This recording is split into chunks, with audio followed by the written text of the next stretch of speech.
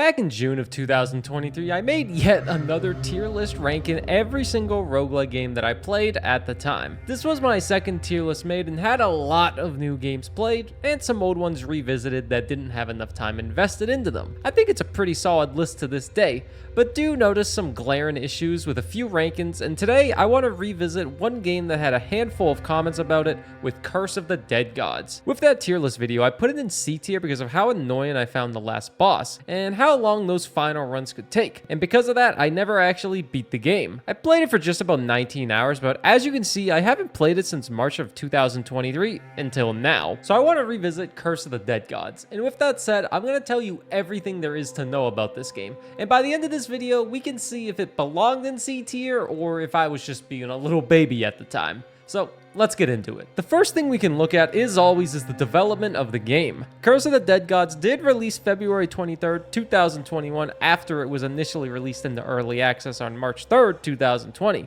You can play this game everywhere, but the developers' past tech games aren't regularly updating it anymore, and for good reason, as they're working on the game Raven's Watch, which is in early access as of making this video. But Curse of the Dead Gods was not their first game, as their studio formed back in 2012 and have made the games Space Run and Masters of Anima, which I've never heard of either of these games, and looking at the trailer, they don't really look down my alley. But lucky for me, their next game, Curse of the Dead Gods, was right down my alley, as I remember seeing this game for the first time a few years back before I played it, and thought it looked a lot like Hades, which I love, and told myself, eventually I'll get to that. Well, eventually I did get to it, and as we know, it didn't really go the greatest. But let's talk about this game with a fresh mindset after picking it back up. Like most roguelites, Curse of the Dead Gods has most of its content inside of a run, so let's really go over what your average run looks like and the setup for the entire game. When you first start, you get 3 different level options that all act as different biomes. They have different enemies, traps, but the same rewards with gold, weapons, upgrades to attributes, health,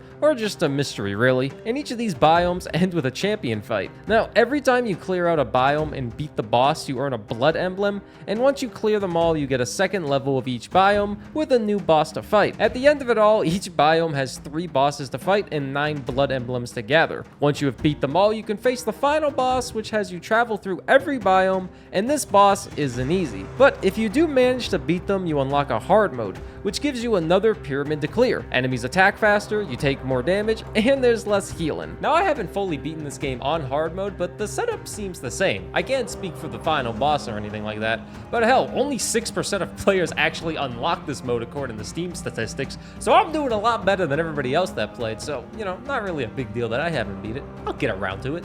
Maybe. The run structure can make the game feel tedious at times, as you are always going through the same biomes and fighting the same bosses. But the insides of a run and the core gameplay really make up for that tedious fact and make it really addicting to go in and play a run, as they only take about 20 to 45 minutes, depending on how many bosses you're fighting. Where this game stands out the most is the curse system inside of a run and trying to balance it out. You essentially have 2 health bars with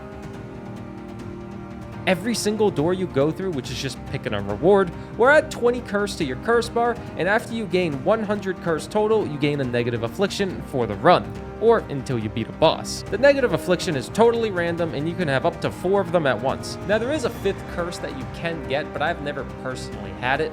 From what I've seen and read, the 5th curse just gradually drains your health until you beat a boss. So eventually you'll just be at 1 HP against the boss, and that makes it incredibly hard. But when you do beat a boss, they only remove 1. So you will need to accept that every run you do, you will have some negative side effects. Now, of course, a game wouldn't be complete without some way to counteract a negative affliction, and this game has a few ways to do it. Inside your run, you get 3 weapons total with a primary, secondary, and 2-handed weapon. These weapons can have special effects that buff them, like causing elemental damage, making enemies weaker, restoring HP, and of course, there are some buffs to remove corruption, which is just the curse meter. It doesn't remove a lot, but it's a good way to help balance your runs out, as your curse meter goes up so fast with the setup of shops in this game. Some rewards will be weapons, weapon upgrades, relics, or my favorite rewards in the attributes room.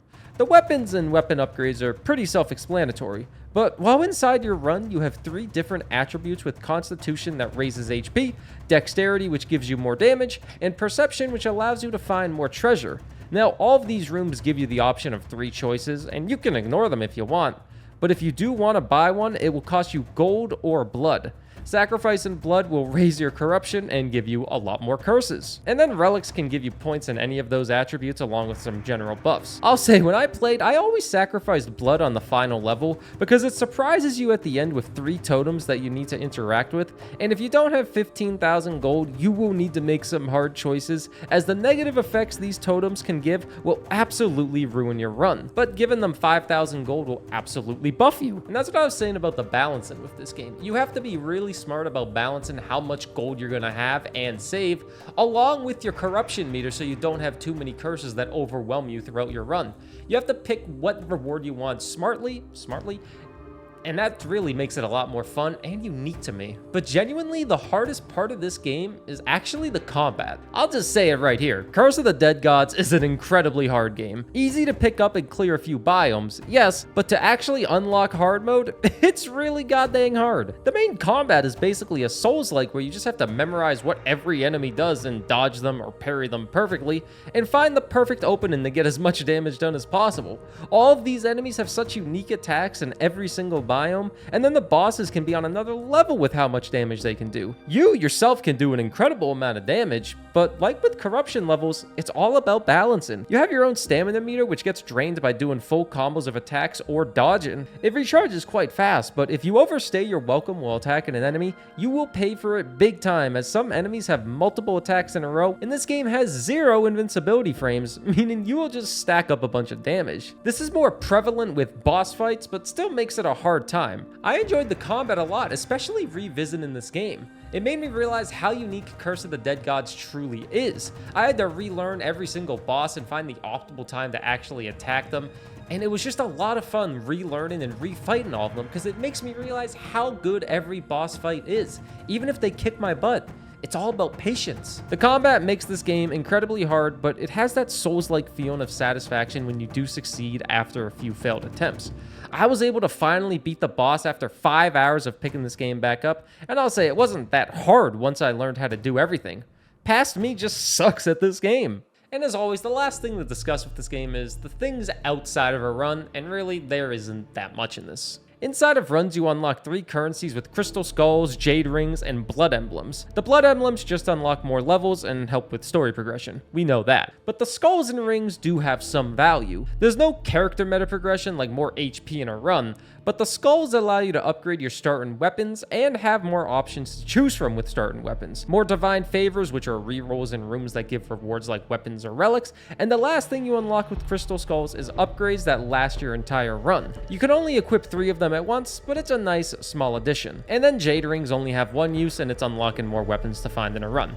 Nice and simple. Overall, Curse of the Dead Gods is a fine game. Not incredible, but a lot better than I remember. I feel it doesn't offer that endless replayability other games do, but that might be a personal problem. Past me was an impatient little runt. You could say that. I mean, look at him. He has hair. He hasn't accepted a lot of things yet. But this game rewards patience. Going back to it now, I had a fresh mindset and was determined to at least win on normal, and I'm happy I did. I can understand this game not appealing to everyone, but it reminded me of a Souls-like Hades-esque game. Curse of the Dead Gods might have been overshadowed a little bit due to the success of Hades and their somewhat close release dates, but I do think a lot of people would enjoy this game. It's $20 US, and it took me about 24 hours or so to fully win on normal, and I still have more to unlock if I want to. That's all I have to say, really. Thanks for watching this review on Curse of the Dead Gods. If you ever want to watch me live, you can on twitch.tv/Burr, or if you want to watch a bunch of roguelike games that I've played in the past, you can do it on my Let's Play channel right there. All those links will be in the description, and extra special shout out to the people that support me on Patreon still. I know a lot of links, but thank you for the incredible support. As always, it means the world. And yeah, that's all. I'll see you next time.